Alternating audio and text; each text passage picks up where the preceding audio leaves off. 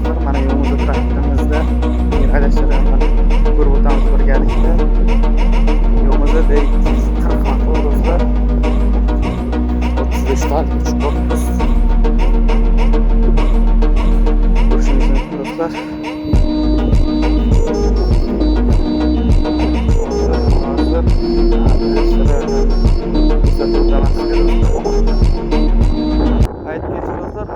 Agar botmay qolgan bo'lsa, yaxshi haydamay qolgan bo'lsa, do'stlar, sizga bir yaxshi maslahat berib o'taman.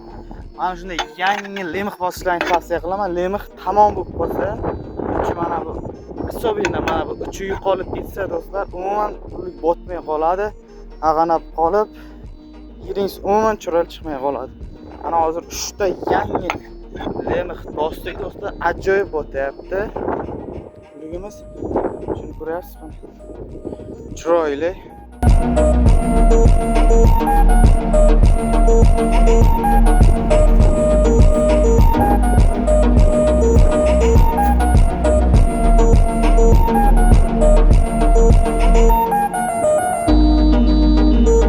Nasos forsanki yangi bosildi do'stlar, remont qilib texnikani kuchsiz qilib qo'yadigan narsa mana shu nasos forsankalar bo'ladi. Agar do'stlar nasosingizni zo'r qilib remont qilib forsankalarni ichidagi detallarni almashtirmasangiz, do'stlar, remont qildirganingizni ko'rsatib bera olmaydi nasosni. Shuning uchun birdan ikkalasini ham nasosni ham forsankani birdan remont qilishni sizga tavsiya qilaman. Shunda texnikangiz ajoyib ishlaydi. Do'stlar, hozir texnikamizni o't oldirib olamiz.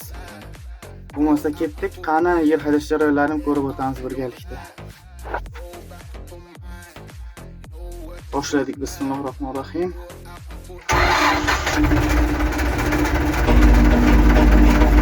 Mana bo'lmasa boshladik do'stlar. Birinchi skorga urib haydab ko'rsataman.